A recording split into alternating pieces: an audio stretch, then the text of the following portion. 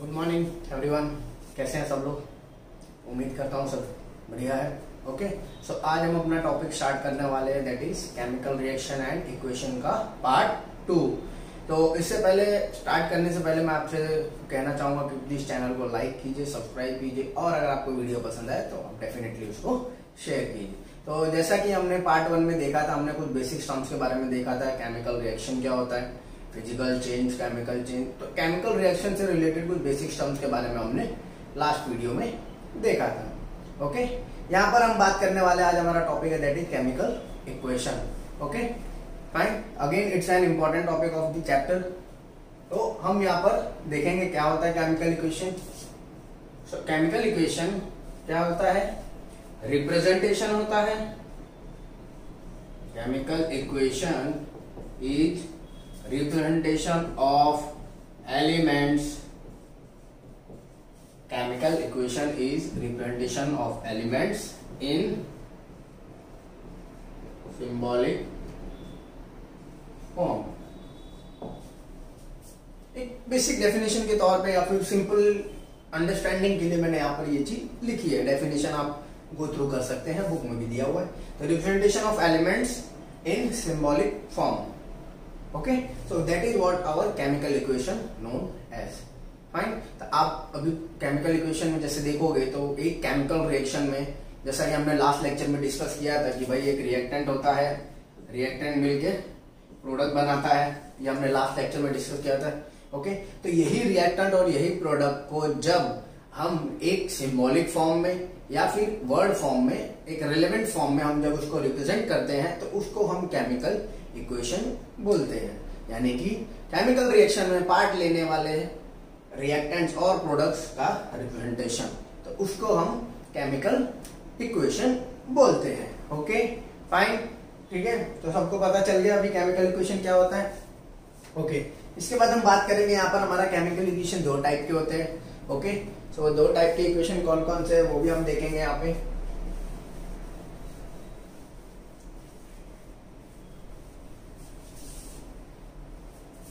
हमारे पास chemical equation दो type का होता है। ओके, एक होता है हमारा स्केलेटल। ओके, दूसरा होता है हमारा बैलेंस। ये दो टाइप के केमिकल इक्वेशन को हम देखते हैं। ओके, अभी स्केलेटल मतलब क्या? Unbalance form of equation.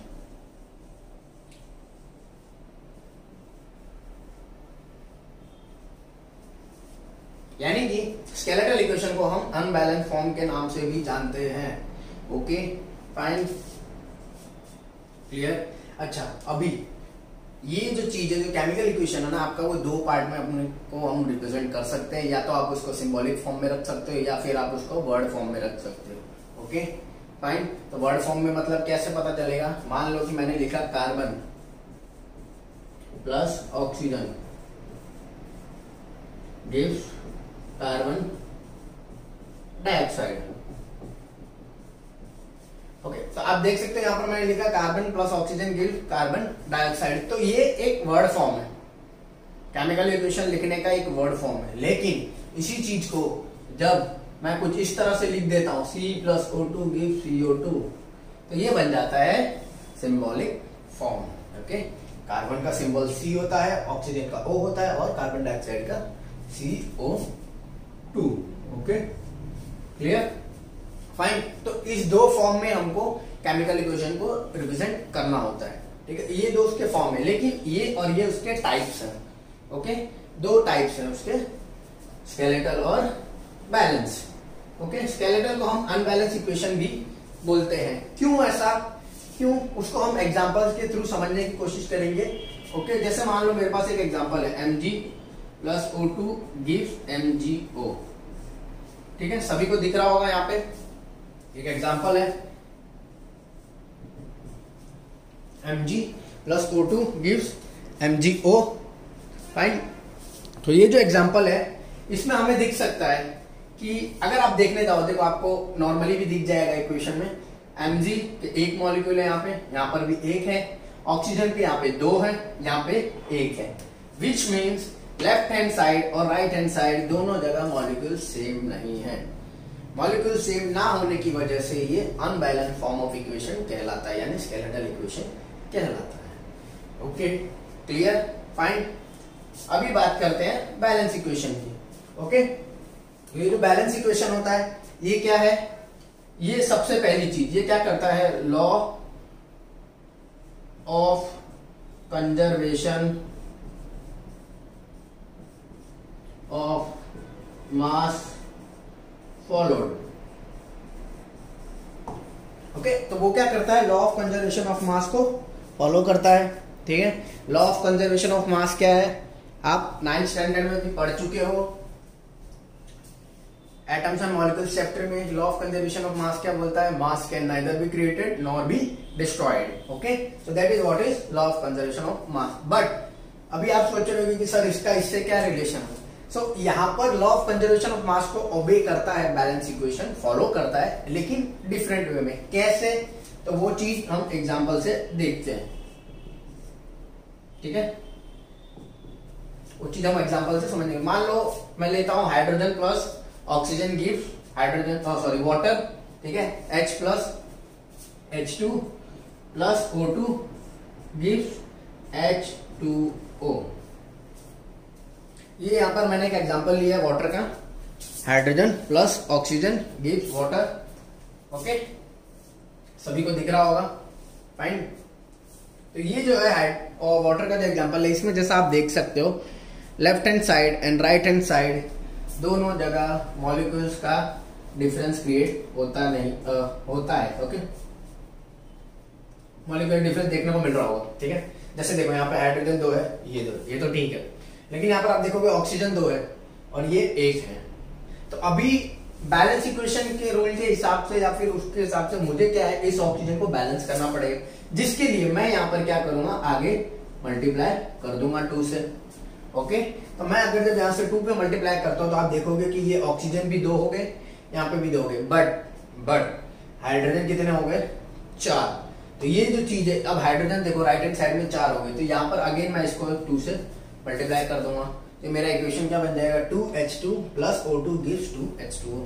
तो अभी आप जैसा देख सकते हैं कि ये पूरा एक बैलेंस इक्वेशन है। ठीक है, हाइड्रोजन कितने हो गए? 4, ये कितने हो गए? 4, ऑक्सीजन कितने हैं? 2, यहाँ पे कितने हैं? 2 इंटू O, तो 2 हो गए। सो कहने का मतलब है ये एक बैलेंस इक्वेशन है। अभी ये इससे कैसे रिलेटेबल है?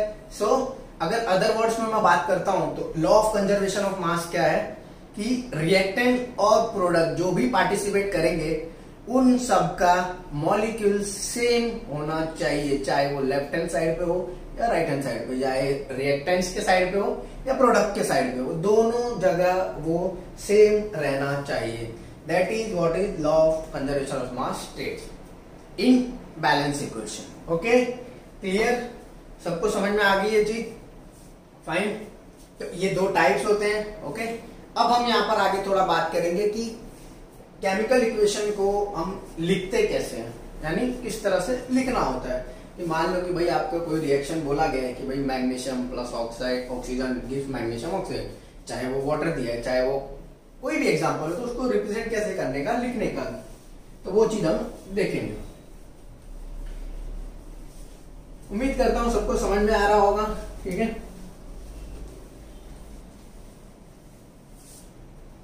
राइट। सो यहाँ पर हमने केमिकल इक्वेशन देखा, उसके टाइप देखे। ठीक है, और 2 तरीके से हम उसको रिप्रेजेंट कर सकते हैं, सिंबॉलिक फॉर्म और वर्ड फॉर्म। ठीक है, अब यहाँ पर हम बात करने वाले हैं कि केमिकल इक्वेशन यानी लिखने का किस तरह से। ठीक है, पहली चीज जैसे मान लो कि हमने जहां पर ये जो 2 एग्जांपल लिए थे, ठीक है, तो उसी को हम लेते हैं थोड़ा सिंपली तरीके से। जैसे मान लो मैग्नीशियम है प्लस ऑक्सीजन, क्या दे रहा है मुझे? Magnesium oxide. ठीक है, सभी को दिख रहा होगा, magnesium plus oxygen gives magnesium oxide. मैंने एग्जांपल लिया है। अब इसको समझते हैं कि हम केमिकल इक्वेशन को हमें लिखने का कैसे। ठीक है, अभी पहली चीज, ये जो पूरी इक्वेशन है ये आपकी कौन से फॉर्म में? ये है वर्ड फॉर्म में। जैसा कि मैंने थोड़ी देर पहले बोला कि हम दो फॉर्म में उसको लिख सकते हैं, ठीक है, ये वर्ड फॉर्म में, ओके। अभी इसी चीज को मुझे सिंबॉलिक फॉर्म में रिप्रेजेंट करना है। तो पहली चीज, जब भी मुझे कोई भी इक्वेशन, वर्ड इक्वेशन को सिंबॉलिक फॉर्म में रिप्रेजेंट करना हो तो मुझे हर एक एलिमेंट का सिंबल पता होना चाहिए, ओके फाइन। तो जैसे मैग्नीशियम का सिंबल होता है Mg, ओके, ऑक्सीजन का होता है O, यहाँ पे लेंगे हम O2, ठीक है, ये क्या देगा MgO, क्लियर। तो ये पूरा एक इक्वेशन बनता है मैग्नीशियम ऑक्साइड का। तो इस तरह से ये जो फॉर्म है ये आपका सिंबॉलिक फॉर्म है, ओके क्लियर। तो इस तरह से हमें इक्वेशंस को लिखना होता है, right.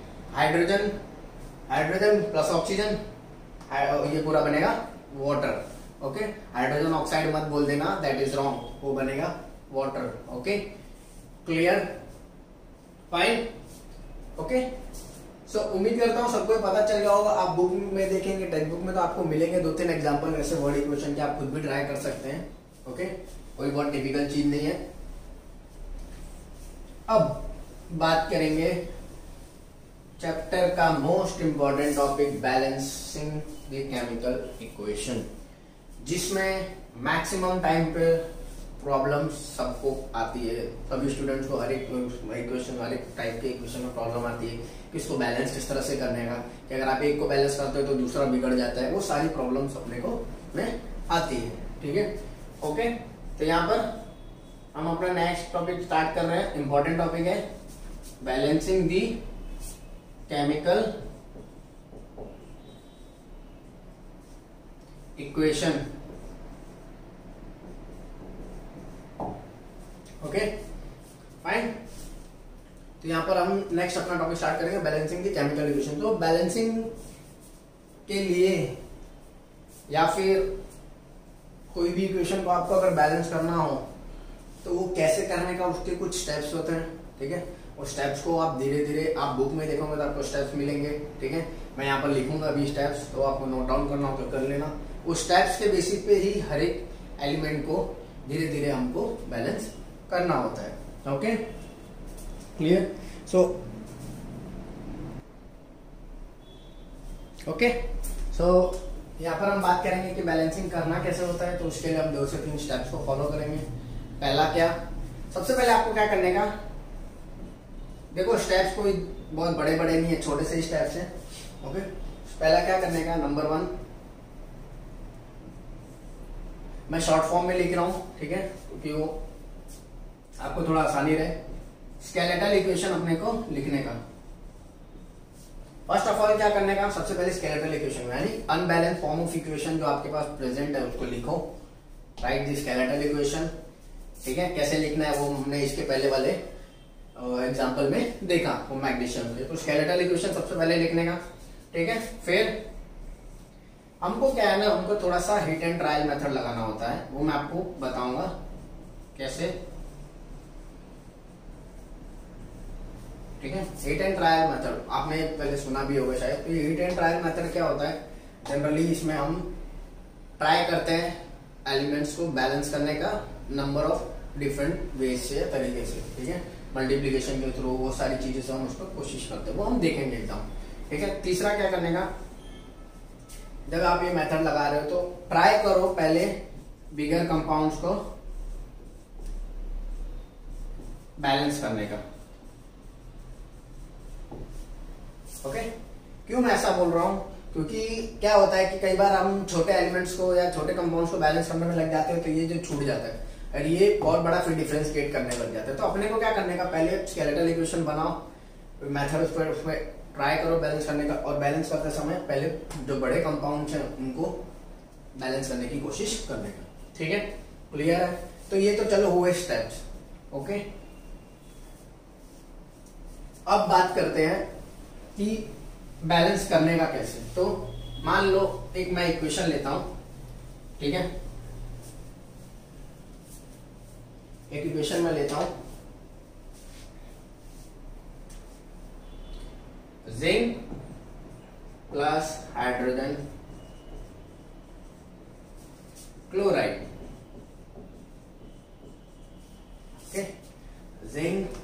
Hydrogen chloride will give zinc chloride plus hydrogen. सभी को दिख रहा होगा, यहाँ पे मैंने इक्वेशन लिखी है, ठीक है।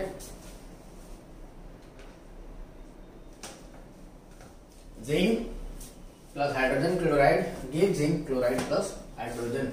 Okay fine. अभी हम इसको इसके सिंबॉलिक रिप्रेजेंटेशन में लाते हैं, ठीक है। ये तो बड़ी इक्वेशन होती है, क्या होगा Zn plus HCl okay will give ZnCl2 plus H2। क्यों? क्योंकि हाइड्रोजन का सिंबल H2 हम लोग H2 के फॉर्म में लिखते हैं। जिंक क्लोराइड क्या होता है ZnCl2। अभी आप बोल रहे हो कि सर ये तो हाइड्रोजन क्लोराइड था, ये तो HCl बना, ये जिंक क्लोराइड है ZnCl2 क्यों बना? सो ये जो चीज है ये आपने 9th स्टैंडर्ड में पढ़ी होगी, जिसको हम क्या बोलते हैं मॉलिक्यूलर फॉर्मूला। 9th स्टैंडर्ड में आपने ऑलरेडी ये चीज पढ़ी होगी, मॉलिक्यूलर फॉर्मूला बोलते हैं हम इसको। उसके बेसिस पे ही जब हम एलिमेंट्स को रिप्रेजेंट करते हैं तो वो ऐसे कंपाउंड बनते हैं या फिर ऐसे कंपाउंड बनते हैं। ओके एग्जांपल के तौर पे मैं बताता हूँ, ठीक है। जैसे हाइड्रोजन क्लोराइड है, यहाँ पर मैं साइड में एग्जांपल के तौर पे बताता हूँ, ठीक है। आई होप सभी ने मॉलिक्यूलर फॉर्मूला 9th स्टैंडर्ड में पढ़ा होगा। तो हाइड्रोजन क्लोराइड है, सो मॉलिक्यूलर फॉर्मूला में हम क्या करते थे, हम इंडिविजुअल एलिमेंट्स के वैलेंसी लिखते थे, ठीक है। क्लोरीन इसका एटॉमिक नंबर 1 होता है, ये क्या होता है 17 होता है, 2, 8, 7 कॉन्फ़िगरेशन होता है इसका, ये क्या होता है तो 1 ही रहेगा, ठीक है। क्लोरीन का एटॉमिक नंबर 17 होता है, कॉन्फ़िगरेशन करोगे आप तो क्या मिलेगा 2, 8, 7। अभी ये कंप्लीट करने के लिए इसको एक इलेक्ट्रॉन और चाहिए होता है, इसीलिए इसकी वैलेंसी 1 बनती है, ठीक है। Okay fine. तो हम क्या करते हैं हाइड्रोजन क्लोरीन इसकी वैलेंसी इधर 1, इसकी वैलेंसी इधर 1, ये जब आप क्रॉस मल्टीप्लाई करते हो तो कंपाउंड क्या बनता है HCl। ओके सभी को दिख रहा होगा फाइन। तो ये जो मैंने लेफ्ट साइड में जो बनाया है वो क्या है, वो हमारा हाइड्रोजन क्लोराइड यानी ये जो कंपाउंड इस तरह से फॉर्म हुआ है। सिमिलर वे में यही चीज आती है। जिंक का एटॉमिक नंबर होता है 30, आप उसको कर सकते हैं, ठीक है। आप करेंगे ट्राई तो आपको मिल जाएगा फॉर्मूला। फाइन क्लियर, ये चीज पता चली। तो ये जो मॉलिक्यूलर फॉर्मूला है वो आप ऑलरेडी पढ़ चुके हैं 9th स्टैंडर्ड में, ठीक है। तो उस पर मैं ज्यादा बात नहीं करूंगा। हाँ अगर फिर भी किसी को लग रहा है कि भाई उसको मॉलिक्यूलर फॉर्मूला टॉपिक नहीं आया था 9th स्टैंडर्ड में समझ में, तो मुझे बता देना, हम या कमेंट सेक्शन में बोल देना, तो हम उसके ऊपर एक छोटा सा लेक्चर रख देंगे, ठीक है, जिसमें मैं आपको ये मॉलिक्यूलर फॉर्मूला वाली चीज ही सिखा दूंगा, ठीक है। क्लियर। अब मेरे पास ये इक्वेशन है, तो सबसे पहले मैं क्या करूंगा, मुझे क्या करने का एक सिंपल छोटा सा टेबल बना लेने का, right hand side left hand side, okay. इधर एलिमेंट्स के नाम लिख देने के, जिंक हाइड्रोजन और क्लोरीन। फाइन, सभी को दिख रहा होगा मैंने एक छोटा सा टेबल बनाया है, जिंक हाइड्रोजन क्लोरीन, ठीक है। चल एक काम करते हैं, इसको थोड़ा मैं मिटा देता हूँ। आई होप सबने ऊपर वाला लिख लिया होगा, तो ये मैं मिटा के वापस से अच्छे से लिख देता हूँ, थोड़ा बड़ा करके, ठीक है। चलो तो LHS RHS zinc, okay, hydrogen chlorine. Zinc के कितने थे आप देखोगे तो 1, राइट हैंड साइड भी थे 1, ठीक है। हाइड्रोजन के यहाँ पर कितने थे 1, लेकिन राइट हैंड साइड कितने थे 2। सिमिलर वे में ये जो था आपका क्लोरीन, वहां राइट हैंड साइड में कितना था 1, सॉरी लेफ्ट हैंड साइड में कितना था 1 और राइट हैंड साइड में 2, ठीक है। अगर किसी को है प्रॉब्लम तो मैं इक्वेशन लिख देता हूँ, ठीक है। Zn plus HCl will give ZnCl2 plus H2, okay. ये इक्वेशन मैंने यहाँ पे लिख दी। तो अभी आप देख सकते हो, सभी को दिख रहा होगा राइट साइड पे हाइड्रोजन और क्लोरीन के दो मॉलिक्यूल्स हैं, ठीक है। अब जैसा आप देख सकते हो ये 2 है, ये भी 2, ये खाली एक है। So, अभी ये जो है ना ये स्केलेटल इक्वेशन है, ये जो पूरी है वो स्केलेटल इक्वेशन। अब इसको हमको बैलेंस करना है।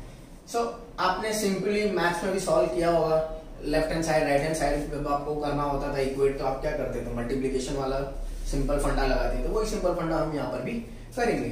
मैं कुछ नहीं करूंगा, मैं क्या करूंगा यहाँ पर इसको मल्टीप्लाई बाय 2 लिख दूंगा, ठीक है। कैसे, तो मुझे यहाँ पर नहीं लिखना, वो मैं नीचे लिखूंगा।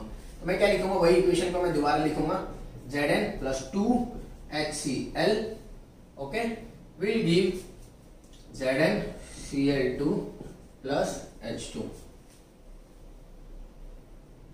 ओके। मैंने क्या किया, ये दोनों बैलेंस नहीं थे, तो सपोज पहले लिया, मैं हाइड्रोजन को ट्राई करूँ। एक चीज हमेशा ध्यान में रखना कि जब भी आप बैलेंसिंग कर रहे होगे, इंडिविजुअल एलिमेंट्स के साथ करना, डायरेक्ट साथ में मत कर देना। हाँ, अगर ये दोनों जैसे यहाँ साथ में है तो ठीक है, लेकिन अगर अलग अलग है तो please don't do that.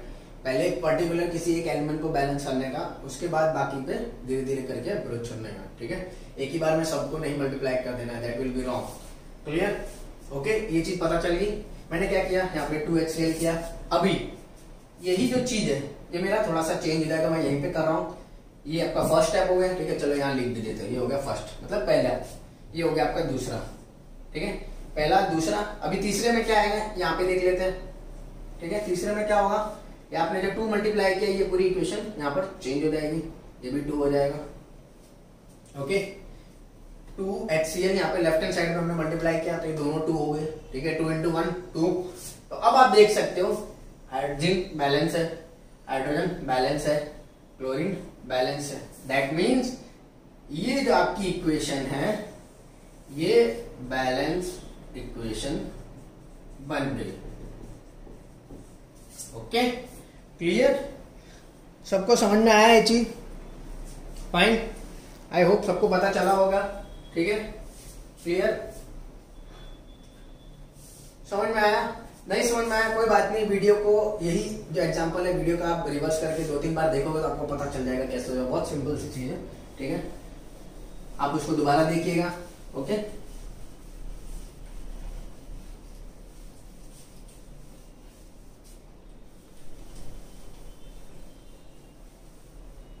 Fine, आप देखेंगे तो उसमें आपको मिल जाएगा, आप रिवर्स कर लीजिएगा अगर आपको ना समझ में आया, ठीक है। यहाँ पर मैं आप लोगों के लिए सेम उसी टाइप का दूसरा एक एग्जांपल छोड़ रहा हूं, तो वो आपको खुद से ट्राई करना है, ओके। That is magnesium. जो लास्ट एग्जांपल आपने देखा था उसकी जगह सिर्फ जिंक हटा के मैंने मैग्नीशियम कर दिया, बाकी सारी चीजें सेम रहेगी। तो आप हम पहले सिंपल लेवल का एग्जांपल ट्राई करेंगे, ठीक है। Will give you magnesium plus hydrogen chloride will give you magnesium chloride plus hydrogen. Fine, clear, okay. Magnesium plus hydrogen chloride will give magnesium chloride plus hydrogen. Last वाले example में सिर्फ zinc change हो गया, बाकी सारी चीजें same है। तो ये एग्जांपल आपको खुद से करना है, ये आप सॉल्व करेंगे। मैं यहाँ पर लिख देता हूँ क्वेश्चन मार्क, ठीक है। ये आपको खुद से सॉल्व करना है, ठीक है। फाइन, अगर आप ट्राई कीजिए, नहीं होगा तो मुझे बताइएगा, हम इसको डेफिनेटली हम इसको नेक्स्ट वीडियो लेक्चर में करेंगे, ठीक है। आप पहले खुद से ट्राई कीजिए, नहीं होगा तो आप मुझे बताइए, हम फिर करेंगे, ठीक है, ओके। तो आई होप आपको थोड़ा सा आइडिया लगा होगा कि क्या होता है balancing equation, okay. Clear, thank you everyone. हम अब मिलेंगे सीधा नेक्स्ट लेक्चर में, और please try to solve this. Thank you.